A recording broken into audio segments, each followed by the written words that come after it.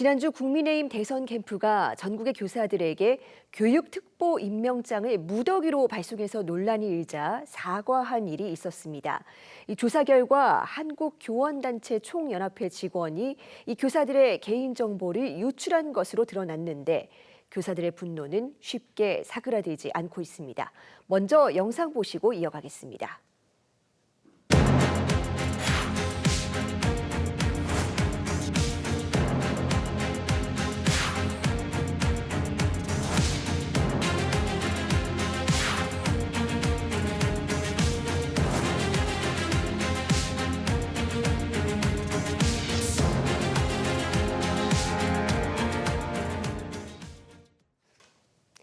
네, 국민의힘 임명장 살포 논란과 교사의 정치 기본권 문제, 전국 교직원 노동조합 박영환 위원장과 자세히 짚어보겠습니다. 위원장님 어서 오세요. 안녕하세요. 네, 지난주에 논란이 불거진 뒤에 이 교원단체들이 자체 조사를 해봤더니 피해 교사들이 10,000명이 넘는 것으로 지금 추정이 되고 있습니다. 지금까지 피해 상황 어떻게 보고 계십니까? 네, 먼저 자신이 그토록 아끼고 사랑하던 학생들과 함께 삶을 나누었던 학교에서 악성 인원으로 인해 스스로 생을 마감하신 제주중학교 현승준 선생님의 명복을 빕니다. 다시는 이런 가슴 아픈 일이 없도록 교사들의 삶과 교육을 바꾸겠습니다. 질문하신 것을 답변 드리면 전교조를 포함한 여러 단체가 자체 조사해서 파악된 것만 해도 10,000명이 넘습니다. 교장, 교감, 교육청 장학사까지 뿌려졌기 때문에 그 피해는 더 광범위할 것으로 예상되고요. 전교조는 5월 21일 국민의힘 교육특보로 임명장 사태가 발생한 직후에 전교조 교권실과 그리고 자문 변호사가 법적 검토를 했습니다. 교사들의 동의 없이 개인정보를 수집 이용해서 선거와 관련된 문자 및 임명장을 발송했고 이로 인해서 다수 교사의 개인정보가 정치적으로 이용됐기 때문에 개인정보보호법 위반 그리고 공직선거법 위반인 것을 확인했습니다. 다음 날 바로 영등포 경찰서에 바로 고발장을 제출했고요. 철저한 수사와 처벌을 요구하면서 전교조 본부와 17개 시도지부는 규탄 성명서를 발표하기도 했습니다. 네, 이렇게 많은 선생님들의 개인정보가 동의도 없이 유출된 것에 대해서 정말 화가 날 일이죠. 그런데 특히 이번 사태의 교직사회 분노가 더 큰 것 같습니다. 이유를 뭐라고 보고 계십니까? 네, 우선 전국 교사들의 이름 그리고 휴대전화 번호, 교사 신분과 같은 개인정보가 당사자들의 동의 없이 수집 이용됐다는 것입니다. 게다가 불법적으로 수집된 개인정보가 대선이라는 대단히 민감한 시기에 정치적으로 이용되었다는 것에 교사들이 크게 분노하고 있습니다. 교육부가 학교 현장과 무관한 교육 정책들을 무분별하게 밀어붙이는 것에 교사들이 대단히 힘들어하는데요. 그리고 이번 12.3 비상계엄 사태를 겪으면서 민주시민교육을 담당하고 있는 교사들이 자신의 어떠한 정치적 의사표현을 학교 밖에서 표현할 수 없다는 것에 무력감도 느끼고 있습니다. 그래서 교사들은 이번 대선에서 정치기본권 보장에 관심이 대단히 높습니다. 그런데 국민의힘 김문수 후보는 교사들의 정치기본권 보장을 반대하면서 오히려 교사들을 정치적으로 이용했다는 것에 현장 교사들이 크게 분노하고 있습니다.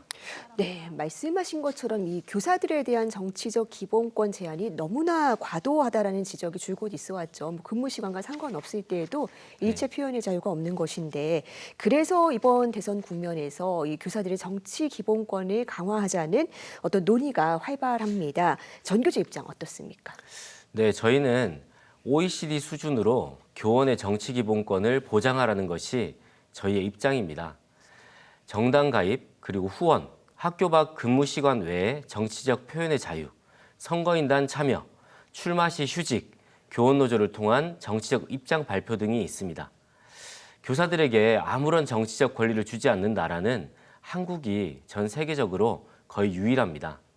학생들에게 민주주의를 가르치려면 그 민주주의가 교사들의 삶 속에도 살아있어야 하고 학교 현장을 가장 잘하는 교사들이 선거에 출마하고 직접 정책을 만들 수 있어야 교육이 바로 선다고 생각합니다. 한 대선 후보는 스승의 날에 근무 시간 외에는 직무와 무관한 정치 활동의 자유를 보장해서 헌법이 보장한 권리를 회복하겠다고 밝혔습니다. 이전에 비하면 진일보한 입장이라서 현장 교사들의 기대 또한 높습니다. 이후 교사들의 정치 기본권을 보장받기 위해 최선의 노력을 다할 것입니다. 네. 그런데요, 일각에서는 네. 이렇게 교사들의 정치 활동을 보장하면 교육의 중립성을 해칠 수 있다라는 우려도 많이 나옵니다. 이 문제에 대해서는 어떻게 보십니까? 네. 교사에게 정치 기본권이 보장되었을 때 학생들에게 특정 정치적 책체가 주입되지 않을까 하는 그 염려는 당연하고 마땅한 걱정이라 생각합니다. 하지만 교사에게 시민으로서의 정치적 기본권을 보장하는 것과 교사가 교실에서 지켜야 할 교육 내용의 중립성은 다른 차원의 이야기라고 생각합니다. 교육에서 종교의 편향성을 우려해서 모든 교사가 어떤 종교도 가지면 안 된다라고 주장하지 않는 것처럼 교사의 정치 기본권을 보장하는 것이 우리나라의 시민으로서 가져야 할 헌법에서 보장되는 기본권입니다.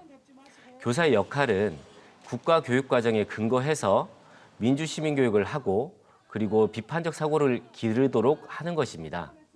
어떤 정치적 견해를 일방적으로 가르친다면 그것은 교사가 자신의 종교를 교실에서 강요하는 것과 같은 것이기 때문에 허용되어서는 안 된다고 생각합니다.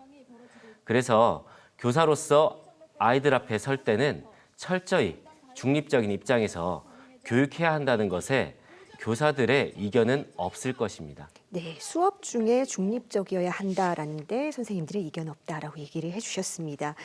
자, 지금 화제를 조금 바꿔서 교권 문제 조금 더 이어가 보겠습니다. 지금 서두에서 현승준 선생님에 대한 얘기도 해주셨는데요. 이 교권 문제 너무나 심각한데 또 이번 대선 국면에서 이 대선 후보들이 교권 문제에 대한 공약이 그렇게 잘 보이지 않는다 이런 지적도 있거든요. 어떻게 보시는지요? 네, 맞습니다. 이번 대선에서 아쉬운 부분이 이런 점이고요. 교사들의 삶의 문제가 교육에 큰 영향을 미치고 있는데 돌봄이나 AI 등 일면적인 부분만 언급돼서 이번 대선에서 너무나 아쉽습니다. 매년 20명 이상의 교사들이 스스로 생을 마감하고 있습니다. 2023년 서희초 악성민원, 2024년 인천 학산초 선생님의 과도한 행정 업무와 그리고 과밀학급, 그리고 교사 부족, 2025년 제주중학교 악성민원으로 인해 교사들이 죽어가고 있습니다. 얼마나 학교가 교육하기 어려워져 있는지를 단적으로 보여주는 사례들입니다. 학교 현장 선생님들께서는 하루하루 버티고 있습니다. 교사들의 삶의 문제를 풀지 못한다면 그 어떤 정부가 들어서서 교육 정책을 펼치더라도 제대로 자리 잡기 어려울 것이라 생각합니다. 이것을 단순히 교사들의 처우 문제로 보아서는 안 되고요. 교육의 문제로 봐야 됩니다. 인력과 예산을 대폭 투입하고 법 제도를 개선해야 한 발 나아갈 수 있습니다. 정교조는 학교 현장 교사들의 목소리를 모아서 이후 새로운 정부의 실질적 변화를 이끌어내려고 합니다. 네, 교육의 정치적 중립과 관련해서 또 교육감 직선제 문제가 종종 거론되기는 하는데요. 이번 대선에서도 이 교육감 직선제를 개편하자 뭐 이런 공약이 제시되기도 했습니다. 여기에 대해서는 어떻게 보십니까? 네, 교육감 직선제를 시도지사와 함께 출마하는 러닝메이트제로 논의하고 있는 것으로 알고 있습니다. 그런데 정교조는 교육 자치와 학교 자치를 이루기 위해서는 교육만큼은 정당에 관계없이 계획을 수립하고 추진해야 할 대표적인 분야라고 보고 있습니다. 러닝메이트제나 정부가 임명하는 방식의 폐단은 이미 대구시 교육청을 보면 미리 알 수 있습니다.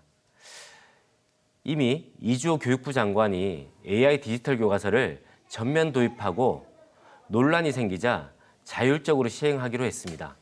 그런데 세종시는 10% 미만, 대구는 98% 채택해서 대구시의 많은 학교들이 쓰지도 않는 AI 디지털 교과서 때문에 몸살을 앓고 있습니다.